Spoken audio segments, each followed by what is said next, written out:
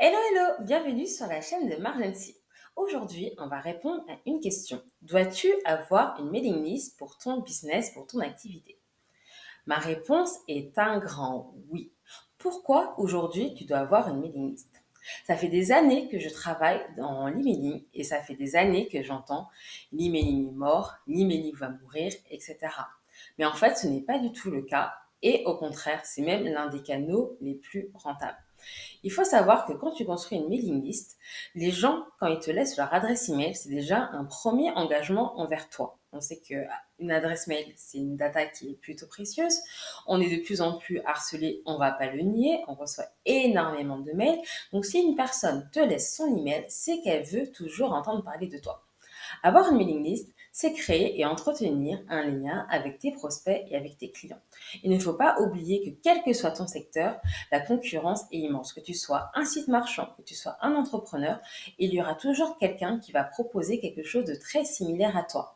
Qu'est-ce qui va faire la différence entre cette personne-là et toi? Bah, ça va être ton ton, ça va être ta personnalité, ça va être la façon dont tu t'adresses à ton audience. C'est pour ça que pour des choses très très similaires, il y a des gens qui vont peut-être plus voir Pierre, il y en a d'autres qui vont plus voir Louise, parce qu'ils vont plus s'identifier à une personne et à une autre. Et pour s'identifier, il faut donner de la matière.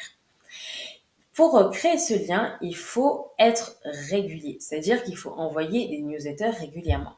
Alors attention, tu n'es pas obligé de faire comme les grands copywriters que je connais qui envoient des emails tous les jours. Même si ça marche, ils le font. Tu n'es pas forcément à l'aise avec cette fréquence-là. Il faut que tu te fixes une fréquence que tu vas pouvoir tenir. Par exemple, une fois par semaine, c'est largement faisable. Tu n'es pas obligé de faire quelque chose de hyper chiadé. Tu peux prévoir en fonction de ton actualité, des choses du moment, du partage des astuces. Ta newsletter est là pour créer le lien, pas uniquement pour vendre. Si tu envoies des lettres, des newsletters, une infolettre uniquement quand tu as des choses à vendre, il n'y aura pas vraiment de relation. C'est comme un peu c'est comme, imagine dans une relation, il y a quelqu'un qui t'appelle uniquement quand elle en a besoin, mais qui ne t'appelle jamais pour prendre des nouvelles ou juste pour discuter avec toi ou pour boire un café. Au bout d'un moment, tu vas être un peu vexé, tu vas t'éloigner de cette personne-là parce que tu vas te dire, bah en fait, elle me fréquente que par intérêt, elle ne s'intéresse pas vraiment à moi.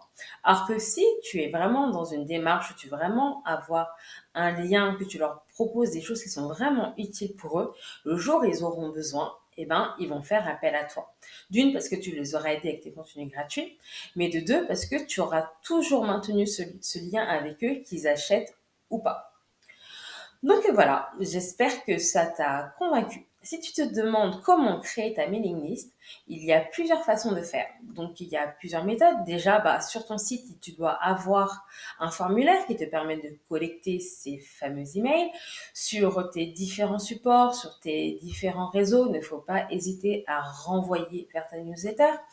Il faut aussi que tu informes ton audience, qu'est-ce qu'ils vont trouver dans cette newsletter-là. C'est-à-dire que si tu mets uniquement inscris-toi à ma newsletter, il y a peu de chances pour qu'ils le fassent. Il faut leur donner une bonne raison de s'inscrire à ta newsletter. Est-ce qu'ils vont recevoir des infos exclusives? Est-ce qu'ils vont recevoir des réductions, des invitations à des événements? Est-ce que tu vas leur révéler tes secrets? Il faut les faire rêver pour qu'ils s'inscrivent à ta newsletter.